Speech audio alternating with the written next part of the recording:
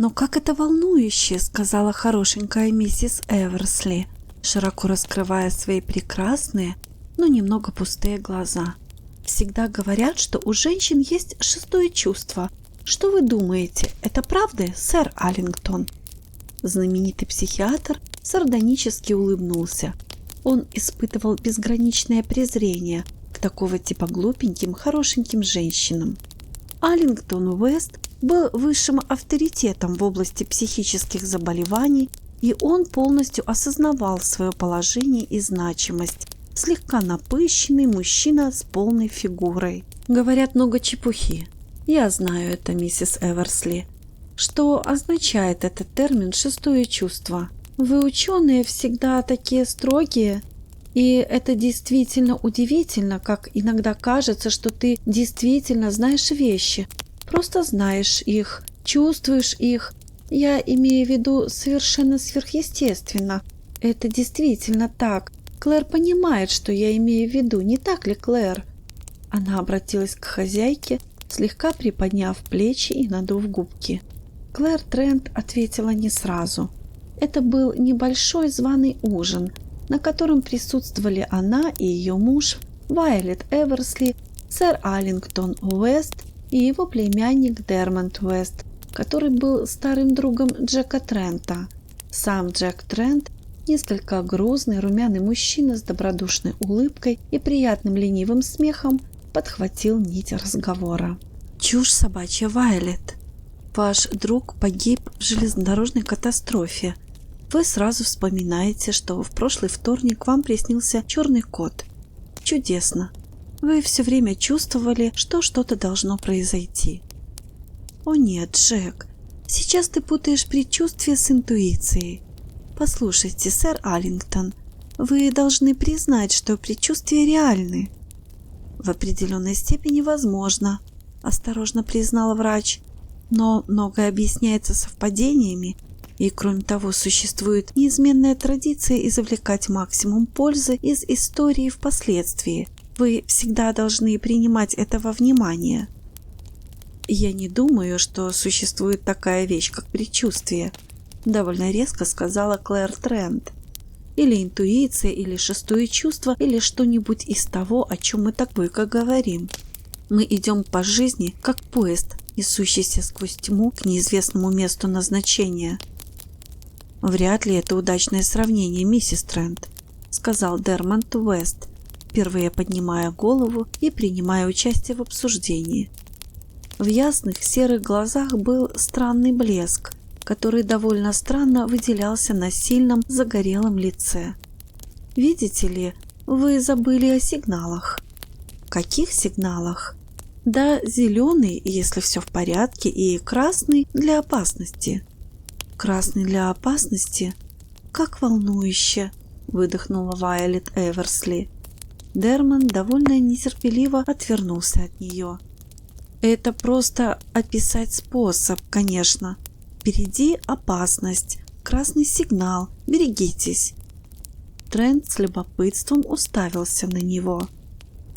«Ты говоришь так, как будто это был реальный опыт, Дермонт, старина».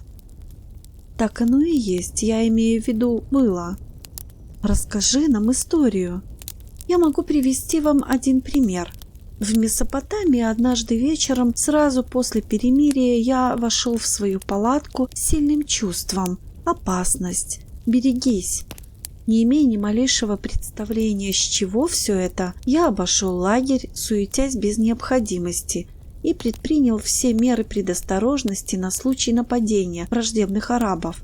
Затем я вернулся в свою палатку. Как только я вошел внутрь, это чувство вспыхнуло снова, сильнее, чем когда-либо.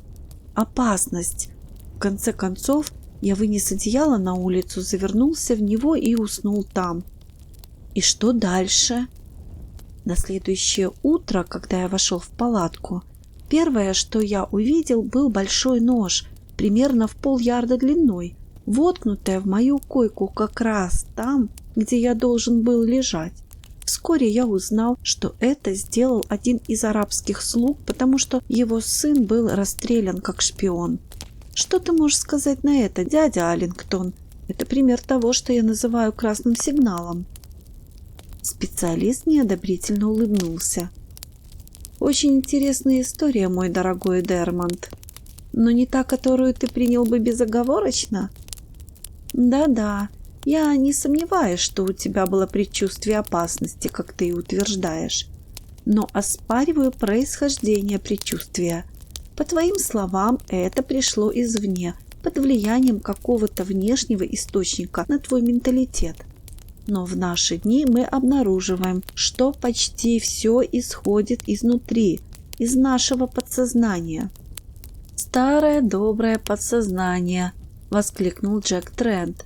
«В наши дни это мастер на все руки».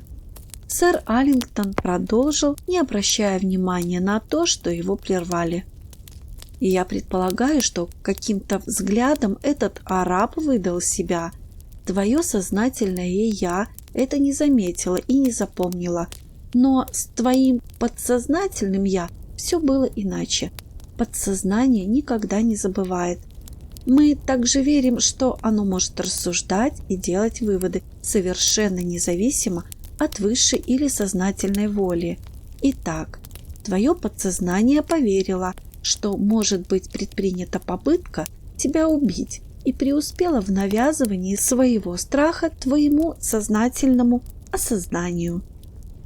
«Признаю, это звучит убедительно», — с улыбкой сказал Дермонт. «Но далеко не так захватывающе», — надулась миссис Эверсли. «Возможно также, что ты подсознательно осознавал ненависть, которую этот человек испытывал к тебе. То, что в старые времена называлось телепатией, безусловно, существует, хотя условия, управляющие этим, очень мало изучены». «Были ли когда-нибудь другие случаи?» — спросила Клэр у Дермонта. «О да, но ничего особо запоминающегося, и я полагаю, что это можно было бы объяснить совпадениями. Однажды я отказался от приглашения в загородный дом, именно по той причине, что почувствовал красный сигнал. Это место выгорело дотла в течение недели. Кстати, дядя Аллингтон, откуда здесь взялось подсознание?» «Боюсь, что ниоткуда», — сказал Аллингтон, улыбаясь. «Но у тебя же есть такое же хорошее объяснение. Ну давай же, не нужно быть стеснительным с близкими родственниками». «Ну что ж, тогда, племянник, я осмелюсь предположить, что ты отклонил приглашение по той простой причине, что тебе не очень хотелось ехать туда, и что после пожара ты внушил себе, что у тебя сработало предупреждение об опасности, и этому объяснению ты теперь безоговорочно веришь». «Это безнадежно», — засмеялся Дермонт. «Ты выигрываешь орел, а я проигрываю решку». «Не обращайте внимания, мистер Уэст», — воскликнула Вайолет Эверсли. «Я безоговорочно верю в ваш красный сигнал. Время в Месопотамии — это последний раз, когда у вас это было?» «Да, пока... Прошу прощения. Ничего». Дермонт сидел молча. Слова, которые едва не сорвались с его губ, были «да» до сегодняшнего вечера. Они совершенно непрошено слетели с его губ, озвучивая мысль, которая еще не была осознана, но он сразу понял, что это правда. Красный сигнал вырисовывался из темноты. Опасность. Опасность не за горами. Но почему? Какая мыслимая опасность может здесь быть? Здесь, в доме его друзей? Но да, опасность такого рода существовала. Он посмотрел на Клэр Трент. Ее белизну, ее стройность, изящный наклон ее золотистой головки. Но эта опасность существовала уже некоторое время, и вряд ли она когда-нибудь станет еще более острой. Джек Трент был его лучшим другом и больше, чем просто лучшим другом, человеком, который спас ему жизнь во Фландрии и за это был представлен к кресту Виктории. Джек хороший парень, один из лучших. Как же так не повезло, что он влюбился в жену Джека? Он полагал, что когда-нибудь это пройдет. Такая боль не могла продолжаться вечно. Можно было взять это измором, вот и все, взять измором. Не похоже было, что она когда-нибудь догадается. А если бы она и догадалась, не было никакой опасности, что ее это заинтересует. Статуя. Прекрасная статуя из золота, слоновой кости и бледно-розового коралла.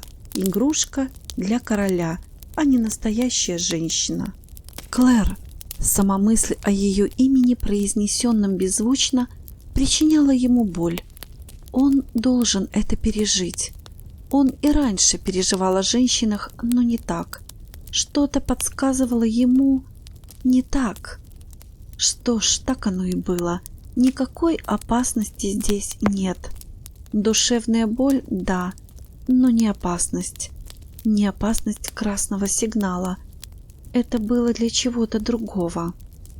Он обвел взглядом сидящих за столом, и его впервые поразило, что это было довольно необычное маленькое сборище.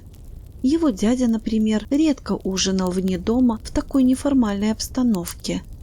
Нельзя сказать, что Тренты были его старыми друзьями. До этого вечера Дермонт вообще не осознавал, что дядя их знает. Конечно, этому было оправдание. Довольно известный медиум собирался прийти после ужина, чтобы провести сеанс. Сэр Аллингтон заявил, что слегка интересуется спиритизмом.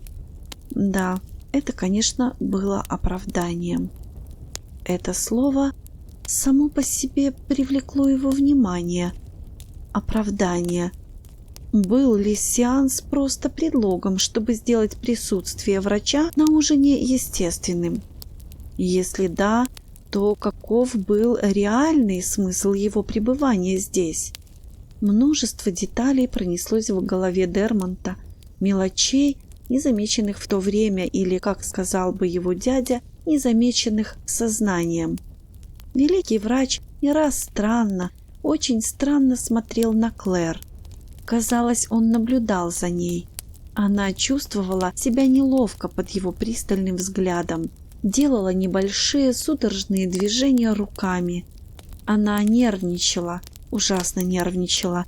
И могло ли это значить, что она напугана? И почему она была напугана? Вздрогнув, он вернулся к разговору за столом. Миссис Эверсли заставила великого человека заговорить на его любимую тему. «Моя дорогая леди», — говорил он, — «что такое безумие? Я могу заверить вас, что чем больше мы изучаем этот предмет, тем труднее нам его диагностировать. Все мы практикуем определенную долю самообмана, и когда мы заходим в этом так далеко, что считаем себя русскими царями, нас закрывают или ограничивают. Но это долгий путь, прежде чем человек достигнет такой точки. В каком конкретном месте на нем мы можем установить столб и сказать: с одной стороны здравомыслие, а с другой безумие? Это невозможно сделать, и я скажу вам вот что. Если человек, страдающий манией, случайно придержал бы язык по этому поводу, по всей вероятности, мы никогда бы не смогли отличить его от нормального человека. Необычайное здравомыслие душевнобольных – это самая интересная тема. Сэр Аллингтон с признательностью пригубил вино и лучезарно улыбнулся компании. «Я всегда слышала, что они очень хитрые», – заметила миссис Эверсли. «Я имею в виду психи». Удивительно хитрая, и подавление своей мании очень часто приводит к катастрофическим последствиям. Все подавления опасны, как научил нас психоанализ. Человек, который обладает безвредной эксцентричностью и может потворствовать ей как таковой, редко переходит границу дозволенного. Но мужчина, он сделал паузу, или женщина, которые внешне совершенно нормальны, на самом деле могут быть серьезным источником опасности для общества. Его пристальный взгляд мягко скользнул вдоль стола Клэр, а затем снова вернулся. Он еще раз отхлебнул вина. Ужасный страх потряс Дермонта. Он это имел в виду? Это было то, к чему он клонил? Невозможно, но... И все из-за самоограничения, выдохнула миссис Эверсли. Я вполне понимаю, что всегда нужно быть очень осторожной, чтобы выразить свою индивидуальность. Опасность от такого ужасна. «Моя дорогая миссис Эверсли», – упрекнул врач, – «вы совершенно неправильно поняли меня. Причина вреда кроется в физическом состоянии мозга, иногда возникающем в результате какого-то внешнего воздействия, такого как удар, иногда, увы, врожденного». «Наследственность – это так печально!» – неопределенно вздохнула леди. «Чехотка и все такое». «Туберкулез не передается по наследству», – сухо сказал сэр Аллингтон. «Да? А я всегда думала, что это так. Но безумие передается. Как это ужасно! Что еще?» «Подагра», – сказал сэр Аллингтон, улыбаясь, – «и дальтонизм. Последнее довольно интересно. Он передается непосредственно мужчинам, а женщинам в скрытой форме. Итак, хотя на свете много мужчин-дальтоников, появиться у женщины дальтонизм может, если был скрытым у ее матери, а также присутствовал у ее отца. Довольно необычное положение вещей. Это то, что называется наследственностью, ограниченной полом». «Как интересно! Но безумие передается по-другому, не так ли?» «Безумие может передаваться как мужчинам, так и женщинам в равной степени», – серьезно сказал врач. Клэр внезапно встала, так резко отодвинув свой стул, что он опрокинулся и упал на пол. Она была очень бледна, и нервные движения ее пальцев были очень заметны. «Можно вас ненадолго?» – попросила она. «Миссис Томпсон будет здесь через несколько минут». «Один бокал портвейна, и я весь ваш», – заявил сэр Аллингтон. «И я пришел посмотреть на выступление этой замечательной миссис Томпсон, не так ли? Ха-ха, не то, чтобы я нуждаюсь, чтобы меня упрашивали». Он поклонился. Клэр слабо улыбнулась в знак признательности и вышла из комнаты, положив руку на плечо миссис Эверсли.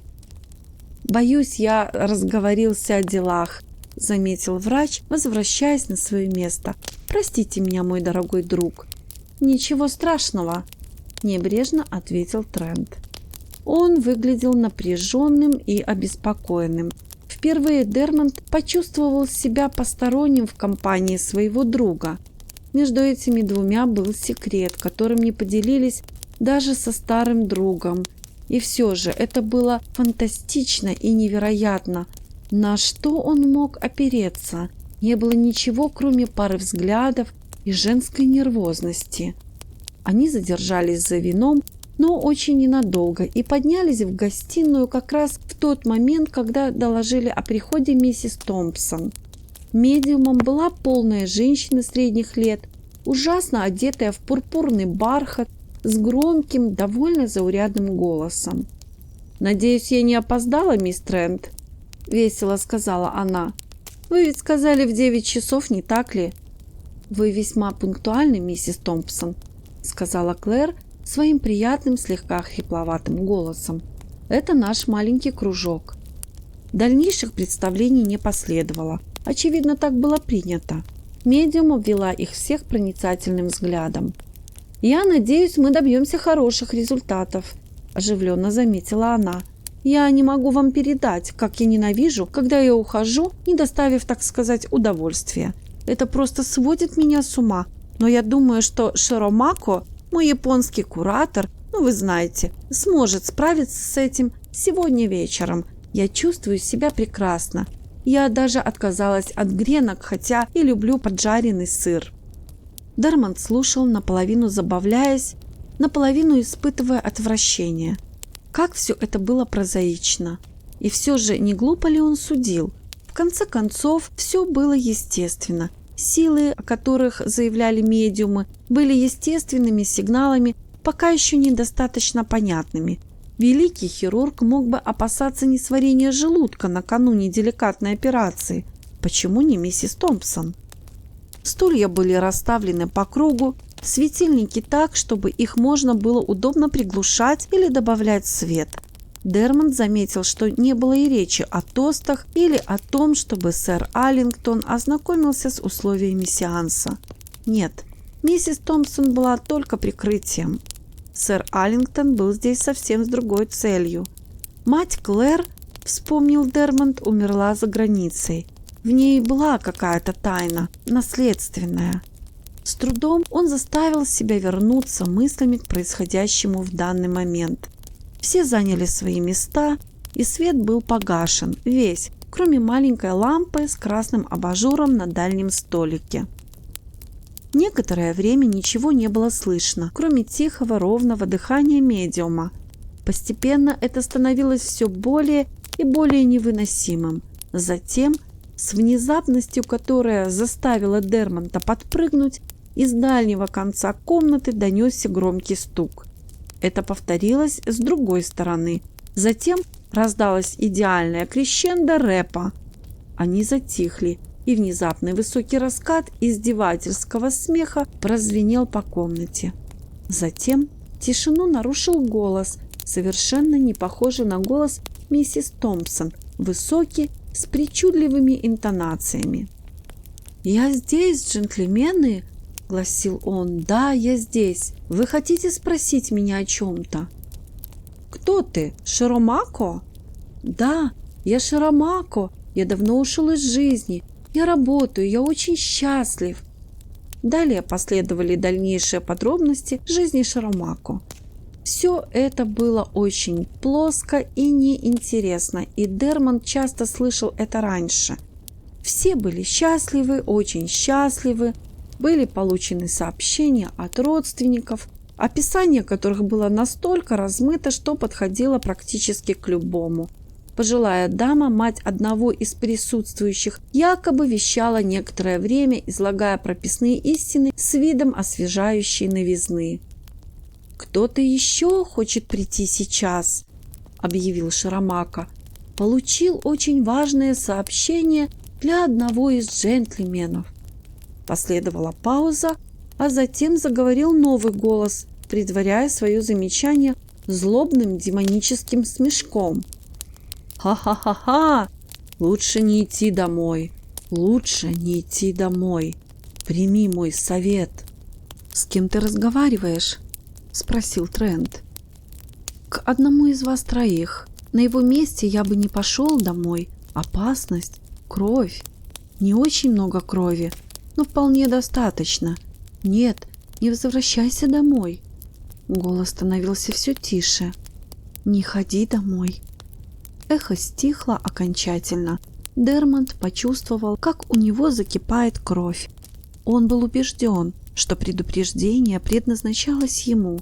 Так или иначе, сегодня ночью на улице была опасность. У медиума вырвался вздох, а затем стон. Она приходила в себя. Свет был включен, и вскоре она выпрямилась, ее глаза слегка моргали.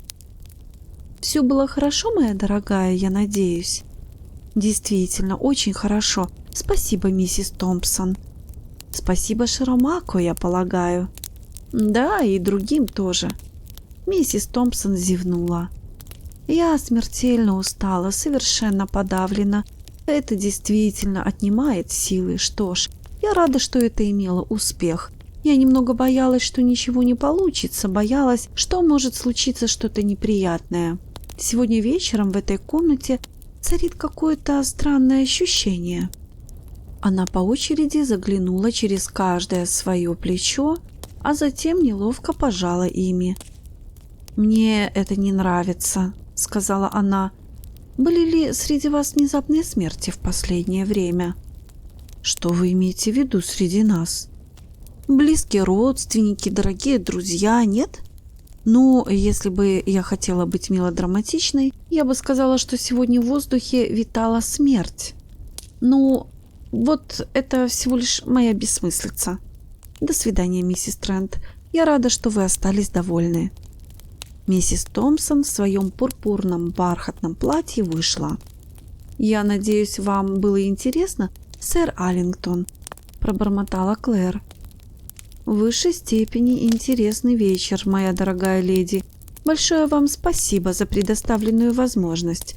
Позвольте пожелать вам спокойной ночи. Вы все собираетесь ведь на танцы, не так ли?» «Разве вы не пойдете с нами?» «Нет-нет. Я взял за правило быть в постели к 11:30. Спокойной ночи. Спокойной ночи, мисс Эверсли. Ах, Дермонт, Я хотел бы перекинуться с тобой парой слов. Ты можешь пойти со мной сейчас? Ты сможешь присоединиться к остальным в галерее Графтона позже. Конечно, дядя. Тогда встретимся позже, Трент. За время короткой поездки на Харли-стрит дядя и племянник обменялись очень немногими словами. Сэр Аллингтон принес извинения за то, что утащил Дермонта, и заверил его, что задержит всего на несколько минут. «Оставить машину для тебя, мой мальчик?» – спросил он, когда они вышли. «О, не беспокойся, дядя, я возьму такси». «Очень хорошо, мне не нравится задерживать Чарльсона дольше, чем я должен это делать. Спокойной ночи, Чарльсон. Итак, куда же я положил свой ключ?» Машина отъехала, пока сэр Аллингтон стоял на ступеньках, тщетно обыскивая свои карманы. «Должно быть, оставил его дома в другом пальто», — сказал он наконец. «Позвони в звонок, ладно? Надеюсь, Джонсон все еще не спит». Невозмутимый Джонсон действительно открыл дверь в течение 60 секунд. «Джонсон, я потерял свой ключ», — объяснил сэр Аллингтон. «Принеси, пожалуйста, пару стаканчиков виски с содовой в библиотеку». «Хорошо, сэр Аллингтон». Врач прошел в библиотеку и включил свет. Войдя, он жестом показал Дермонту закрыть за собой дверь. «Я не задержу тебя надолго, Дермонт, но я хочу тебе кое-что сказать. Это мне кажется, или у вас есть определенная, так скажем, нежность к миссис Джек Трент?» Кровь бросилась в лицо Дермонту. «Джек Трент – мой лучший друг». «Прости, но это едва ли ответ на мой вопрос. Осмелюсь сказать, что ты считаешь мои взгляды на развод и подобные вопросы крайне пуританскими, но я должен напомнить тебе, что ты мой единственный близкий родственник и что ты мой наследник». «О разводе не может быть и речи», – сердито сказал Дермонт. «Конечно нет, по причине, которую я понимаю, возможно, лучше, чем ты. Эту конкретную причину я не могу назвать тебе сейчас, но я действительно хочу предупредить тебя. Клэр Трентон не для тебя». Молодой человек твердо встретил взгляд своего дяди. «Я понимаю. И позволь мне сказать, возможно, лучше, чем ты думаешь. Я знаю причину твоего присутствия на сегодняшнем ужине». «Да?» – спросил врач. Он был явно поражен. «Откуда ты это знаешь?» «Назовем это предположением. Я прав, не так ли, когда говорю, что ты был там в своем профессиональном качестве сегодня?» Сэр Аллингтон расхаживал взад и вперед. «Ты совершенно прав, Дермонт. Я, конечно, не мог сказать тебе этого сам, хотя, боюсь, скоро это станет общим достоянием». Сердце Дермонта сжалось. «Ты хочешь сказать, что ты принял решение?» «Да, в этой семье есть безумие со стороны матери. Печальный случай, очень печальный случай. Я не могу в это поверить, сэр». «Верю, что не можешь. Для непрофессионала здесь мало очевидных симптомов, если они вообще есть. А для эксперта?» «Доказательства неопровержимы. В таком случае пациента необходимо как можно скорее изолировать». «Боже мой!» – выдохнул Дермонт. «Но ты никого не можешь заставить». «Дорогой мой Дермонт, в отношении безумных применяются меры изоляции только в том случае, если их нахождение на свободе может представлять опасность для общества. Очень серьезная опасность. По всей вероятности, своеобразная форма мании убийства. Так было и в случае с матерью». Дермонт со стоном отвернулся, закрыв лицо руками. «Клэр. Золотоволосая Клэр».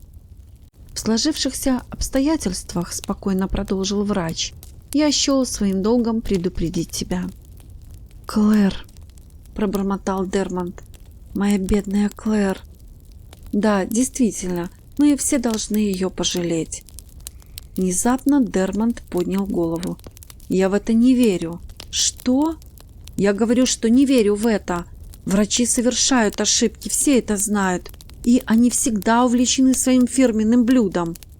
«Мой дорогой Дермонт», — сердито воскликнул сэр Аллингтон, — «говорю тебе, я в это не верю. И в любом случае, даже если это так, мне все равно. Я люблю Клэр. Если она пойдет со мной, я заберу ее отсюда далеко-далеко, в в недосягаемости докучливых врачей.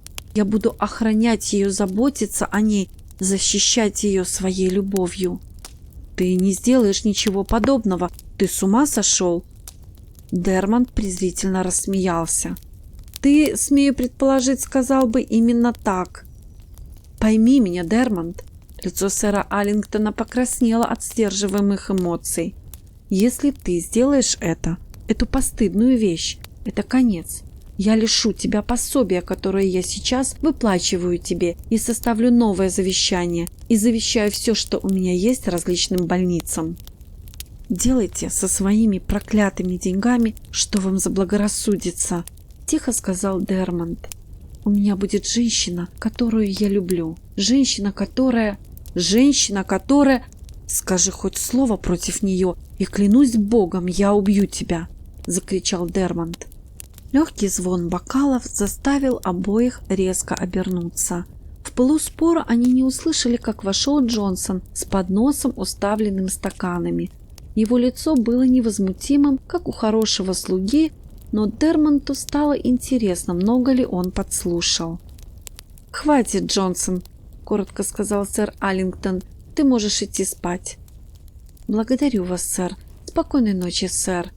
Джонсон удалился. Двое мужчин посмотрели друг на друга. Кратковременная пауза утихомирила бурю.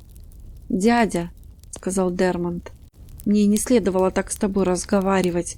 Я вполне могу видеть, что с твоей точки зрения ты совершенно прав. Но я люблю Клэр Трент долгое время. Тот факт, что Джек Трент, мой лучший друг, до сих пор мешал мне когда-либо говорить о любви с самой Клэр. Но в данных обстоятельствах этот факт больше не имеет значения. Мысль о том, что какие-либо денежные условия могут меня удержать, абсурдна. Я думаю, мы оба сказали все, что можно было сказать. Спокойной ночи». «Дермонт, действительно нет смысла спорить дальше. Спокойной ночи, дядя Эллингтон. Мне жаль, но так оно и есть». Он быстро вышел, закрыв за собой дверь. Пол был погружен в темноту. Он прошел через него, открыл входную дверь и вышел на улицу, хлопнув дверью за собой. Такси только что освободилось у дома дальше по улице. Дермонт остановил его и поехал к галереям Графтона. В дверях бального зала он минуту постоял в замешательстве. У него кружилась голова. Хриплая джазовая музыка, улыбающиеся женщины – это было так, как будто он шагнул в другой мир. Приснилось ли ему все это? Невозможно, чтобы тот мрачный разговор с его дядей действительно имел место. Мимо проплывала Клэр, похожая на лилию в своем бело-серебристом платье, которое облегало ее стройность, как ножны. Она улыбнулась ему, и ее лицо было спокойным и безмятежным. Конечно, все это было сном. Танец закончился. Вскоре она была рядом с ним, улыбаясь ему. Как во сне он пригласил ее на танец. Теперь она была в его объятиях. Снова зазвучали хриплые мелодии. Он почувствовал, что она немного дрожит. «Устала? Ты хочешь остановиться? Если ты не возражаешь, мы можем пойти куда-нибудь, где мы могли бы поговорить. Я хочу тебе кое-что сказать». Это не сон. Он вернулся на землю. Мог ли он когда-либо считать ее лицо спокойным и безмятежным? Оно было наполнено тревогой и ужасом. Как много она знала! Он нашел тихий уголок, и они сели рядышком. «Что ж», — сказал он, напуская на себя легкость, которой не чувствовал, — «ты сказала, что хочешь поговорить со мной». «Да». Ее глаза были опущены.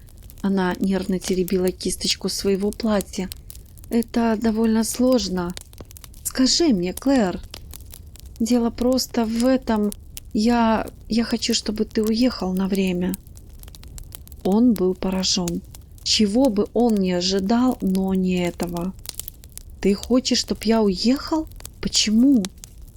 «Лучше всего быть честной, не так ли? Я знаю, что ты джентльмен и мой друг. Я хочу, чтобы ты уехал, потому что я позволила себе полюбить тебя». «Клэр!» Ее слова лишили его дара речи. Пожалуйста, не думай, что я настолько тщеславна, чтобы воображать, что ты когда-нибудь сможешь в меня влюбиться. Дело только в том, что я не очень счастлива и... О, я бы предпочла, чтобы ты уехал. Клэр, разве ты не знаешь, что я влюбился, страшно влюбился с тех пор, как я встретил тебя? Она подняла испуганные глаза на его лицо. Я тебе нравилась? Давно? С самого начала? О, воскликнула она. Почему ты мне не сказал тогда, когда я могла бы быть с тобой? Зачем говорить мне это сейчас, когда уже слишком поздно? Нет, я сумасшедшая, я не знаю, что я говорю. Я никогда бы не смогла быть с тобой. Клэр, что ты имела в виду, когда сказала «теперь уже слишком поздно»? Это из-за моего дяди, что он знает, что он думает? Она тупо кивнула, и слезы текли по ее лицу. Послушай, Клэр, ты не должна всему этому верить, ты не должна думать об этом. Вместо этого ты поедешь со мной. Мы отправимся в южные моря, на острова, похожие на зеленые драгоценности. Ты будешь там счастлива, и я буду заботиться о тебе, всегда буду оберегать тебя. Его руки обвились вокруг нее. Он привлек ее к себе, почувствовал, как она задрожала от его прикосновения. Затем внезапно она вырвалась на свободу. «О нет, пожалуйста, разве ты не видишь, я не могу сейчас. Это было бы некрасиво, некрасиво, некрасиво. Все это время я хотела быть хорошей, а теперь это было бы еще и уродливо». Он колебался, сбитый с толку ее словами. Она умоляюще посмотрела на него. «Пожалуйста», — сказала она, — «я хочу быть хорошей». Ни слова не говоря, Дермонт встал и оставил ее. На мгновение он был тронут и потрясен ее словами, не поддающимися аргументации. Он пошел за своей шляпой и пальто, наткнувшись при этом на Трента. «Привет, Дермонт, ты рано уходишь». «Да, я не в настроении танцевать сегодня вечером». «Отвратительная ночь», – мрачно сказал Трент, – «но тебе не до моих забот». Дермонта внезапно охватила паника, что Трент, возможно, собирается довериться ему. Нет, что угодно, только не это. «Ну, пока», – поспешно сказал он, – «я ухожу домой». «Домой, да? Как насчет предупреждения духов?» «Я рискну. Спокойной ночи, Джек». Квартира Дермонта была недалеко. Он шел туда, чувствуя потребность в прохладном ночном воздухе, чтобы успокоить свой разгоряченный мозг. Он открыл дверь своим ключом и включил свет в спальне. И внезапно, во второй раз за ночь, чувство, которое он обозначил названием «красный сигнал», захлестнуло его. Это было настолько ошеломляюще, что на мгновение даже Клэр вылетела у него из головы. Опасность. Он был в опасности. В этот самый момент, в этой самой комнате, он был в опасности. Он тщетно пытался высмеять себя, освободившись от страха. Возможно, его предчувствия были обманчивыми. До сих пор красный сигнал давал ему своевременное предупреждение, которое позволяло ему избежать катастрофы. Слегка улыбнувшись собственному суеверию, он тщательно осмотрел квартиру.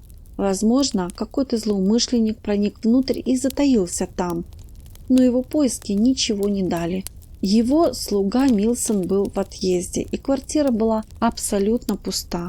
Он вернулся в свою спальню и медленно разделся, хмурясь про себя. Чувство опасности было острым как никогда. Он подошел к ящику, чтобы достать носовой платок, и внезапно замер, как вкопанный.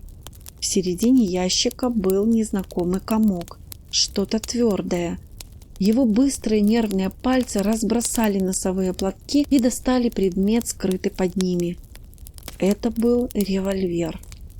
С величайшим изумлением Дермонт внимательно изучил его. Он был несколько незнакомого образца, и недавно из него был произведен один выстрел. Кроме этого, он ничего не мог понять. Кто-то положил его в этот ящик в тот самый вечер. Когда он одевался к обеду, его там не было. Он был уверен в этом. Он собирался положить его обратно в ящик, когда его напугал звук входного звонка. Он раздавался снова и снова, звуча необычайно громко в тишине пустой квартиры. «Кто бы это мог быть?» – думал Дермонт, подходя к входной двери в такой час. И на вопрос пришел только один ответ. Ответ инстинктивный и настойчивый. Опасность, опасность, опасность. Ведомый каким-то инстинктом, которому он не отдавал отчета, Дермонт выключил свет, накинул пальто, лежавшее поперек стула, и открыл дверь в холл. Двое мужчин стояли снаружи. За ними Дермонт заметил синюю униформу. Полицейский. «Мистер Уэст?» – спросил первый из двух мужчин. Дермонту показалось, что прошла целая вечность, прежде чем он ответил, но на самом деле прошло всего несколько секунд. Очень точно имитируя невыразительный голос своего слуги, он сказал: «Мистер Уэст еще не пришел. Что вам от него нужно в это время ночи?» «Еще не пришел, да? Очень хорошо. Тогда, я думаю, нам лучше войти и подождать его». «Нет, вы не понимаете...» «Послушайте, дружище, меня зовут инспектор Верал из Скотленд-Ярда, и у меня ордер на арест вашего хозяина. Вы можете посмотреть это, если хотите». Дермонт внимательно изучил предложенный документ или притворился, что изучает, спрашивая ошеломленным голосом: «За что? Что он натворил?» «Убийство сэра Аллингтона с Харли-стрит». Его мозг был в смятении. Дермонт отступил перед своими грозными посетителями. Он прошел в гостиную и включил свет. Инспектор последовал за ним. «Проведите обыск», – приказал он другому мужчине. Затем он повернулся к Дермонту. «Ты останешься здесь, дружище. Не пытайся ускользнуть, чтобы предупредить своего хозяина. Кстати, как тебя зовут?» «Милсон, сэр». «Во сколько ты ожидаешь прихода своего хозяина, Милсон?» «Я не знаю, сэр. Он собирался на танцы, я полагаю, в галерее Графтона. Он ушел оттуда чуть меньше часа назад. Ты уверен, что он сюда не возвращался?» «Я так не думаю, сэр. Думаю, я должен был бы услышать, как он вошел». В это время из соседней комнаты вошел второй мужчина. В руке он держал револьвер. В некотором волнении он передал его инспектору. Выражение удовлетворения промелькнуло на лице последнего. «Это решает дело», – заметил он. «Должно быть, он проскользнул внутрь и вышел так, что ты его не услышал. Он уже скрылся. Я, пожалуй, пойду. Коули, ты остаешься здесь на случай, если он вернется снова, и приглядишь за этим парнем. Возможно, он знает о своем хозяине больше, чем говорит». Инспектор заторопился прочь. Дермонт попытался выведать подробности этого дела у Коули, который был вполне готов к разговорчивости. «Довольно ясный случай», – удостоил он. «Убийство было обнаружено почти сразу. Джонсон, слуга, только что поднялся наверх, чтобы лечь спать, когда ему показалось, что он услышал выстрел, и он снова спустился вниз. Нашел сэра Аллингтона мертвым, убитым выстрелом в сердце, и сразу позвонил нам. Мы пришли и выслушали его показания». «Вы уверены, что дело довольно ясное?» – рискнул спросить Дермонт. «Абсолютно. Этот молодой Уэст пришел со своим дядей, и они ссорились, когда Джонсон принес напитки. Старик угрожал составить новое завещание, а твой хозяин говорил о том, чтобы застрелить его. Не прошло и 5 минут, как раздался выстрел. О, да, достаточно ясно. Глупый молодой дурак». Действительно, достаточно ясное. Сердце Дермонта упало, когда он осознал неопровержимый характер улик против него. Действительно опасность, ужасная опасность. И нет другого выхода, кроме как сбежать. Он заставил свой ум работать. Вскоре он предложил приготовить чашку чая. Коули с готовностью согласился. Он уже обыскал квартиру и знал, что черного хода нет. Дермонту разрешили удалиться на кухню. Оказавшись там, он поставил чайник и усердно звякнул чашками и блюдцами. Затем он быстро прокрался к окну и поднял раму. Квартира находилась на 2-м этаже, и за окном был небольшой проволочный лифт, которым пользовались торговцы. Он поднимался и опускался на стальном тросе. Во мгновение ока Дермонт оказался за окном и спустился по проволочной веревке. Это ранило его руки, заставляя их кровоточить, но он отчаянно продолжал. Несколько минут спустя Дермонт осторожно выходил из задней части квартала. Поворачивая за угол, он врезался в фигуру, стоящую на тротуаре. К своему крайнему изумлению он узнал Джека Трента. Трент уже все знал. «Боже мой, Дермонт, быстрее, не околачивайся здесь!» Взяв его за руку, он повел его по переулку, затем по другому. Было замечено одинокое такси. Они остановили его, и Трент, запрыгивая в него, назвал мужчине свой собственный адрес. «На данный момент это самое безопасное место. Там мы сможем решить, что делать дальше, чтобы сбить этих дураков со следа. Я пришел сюда, надеясь предупредить тебя до приезда полиции, но я опоздал». «Я даже не знал, что ты слышал об этом, Джек. Ты же не веришь?» «Конечно нет, старина, ни на минуту. Я знаю тебя слишком хорошо, но все равно это плохо». Они приходили и задавали вопросы. Во сколько ты пришел в галерее Графтона, когда ушел и так далее. Дермонт, кто мог прикончить старика? Я не могу себе представить, кто бы это ни сделал. Я полагаю, именно он положил револьвер в мой ящик. Должно быть, за нами довольно пристально наблюдали. Эта история с сеансом была очень забавной. «Не ходи домой» предназначалась для бедного Аллингтона. Он действительно пошел домой, и его застрелили. «Это относится и ко мне», — сказал Дермонт. «Я пришел домой и нашел подброшенный револьвер и полицейского инспектора». «Что ж, надеюсь, меня это не коснется», — сказал Трент. «Вот мы и приехали». Он расплатился с такси, открыл дверь своим ключом и повел Дермонта вверх по темной лестнице в свою берлогу, которая представляла собой небольшую комнату на втором этаже. Он распахнул дверь, и Дермонт вошел в то время, как Трент включил свет, а затем присоединился к нему. «На данный момент здесь довольно безопасно», — заметил он. «Теперь мы можем собраться с мыслями и решить, что лучше всего сделать». «Я выставил себя дураком», — внезапно сказал Дермонт. «Я должен был понять, все это заговор». «Над чем ты смеешься?» Трент откинулся на спинку стула, дрожа от безудержного веселья. В этом звуке было что-то ужасное. Что-то ужасное было и в самом человеке в целом. В его глазах был странный огонек. «Чертовски умный сюжет», — выдохнул он. «Дермонт, мой мальчик, тебе конец». Он придвинул к себе телефон. «Что ты собираешься делать?» — спросил Дермонт.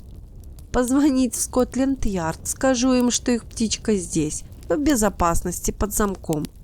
Да, я запер дверь, когда вошел, и ключ у меня в кармане. Нехорошо смотреть на другую дверь позади меня. Она ведет в комнату Клэр. И она всегда запирает ее со своей стороны.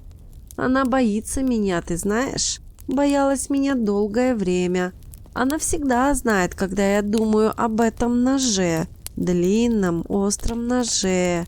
Нет, ты не...» Дермонт собирался броситься на него, но Трент внезапно достал уродливого вида револьвер.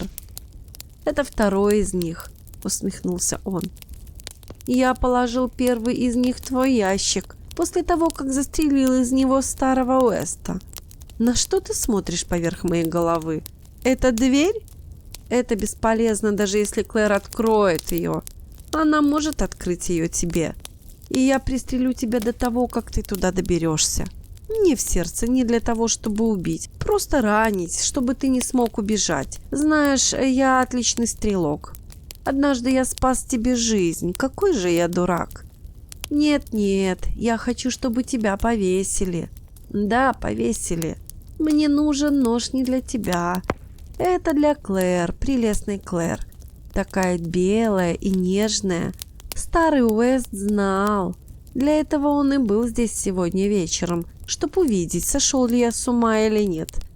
Он хотел меня изолировать, чтобы я не напал на Клэр с ножом. А я был очень хитер. Я забрал его ключ, и твой тоже. Я ускользнул с танцев, как только туда пришел. Видел, как ты вышел из его дома, а я вошел. Я застрелил его и сразу же ушел. Потом я пошел к тебе домой и оставил револьвер. Я снова был в галерее Графтона почти сразу после тебя и положил ключ обратно в карман твоего пальто, когда желал тебе спокойной ночи. Я не против рассказать тебе все это. Больше это никто не услышит. И когда тебя будут вешать, я бы хотел, чтобы ты знал, что это сделал я. Боже, как это будет смешно. О чем ты думаешь? На что ты там все смотришь? Я думаю о некоторых словах, которые мы недавно цитировали с сеанса. Тебе тоже было бы лучше, Трент, не возвращаться домой. Что ты имеешь в виду? Посмотри назад. Трент резко обернулся. В дверях смежной комнаты стояли Клэр и инспектор Веррелл. Трент действовал быстро. Револьвер выстрелил всего один раз и попал в цель. Он упал вперед через стол. Инспектор подскочил к нему, когда Дермонт, как во сне, уставился на Клэр. Мысли бессвязно проносились в его мозгу. И его дядя, их ссора, колоссальное недоразумение, законы Англии о разводе, которые никогда не освободили бы Клэр от безумного мужа. Мы все должны пожалеть ее. Заговор между ней и сэром Аллингтоном, который хитрый Трент разгадал. Ее крик ему «Уродливо, уродливо, уродливо». Да, но теперь инспектор снова выпрямился. «Мертв», — сказал он раздраженно. «Да», — услышал Дермонт свой голос. «Он всегда был хорошим стрелком».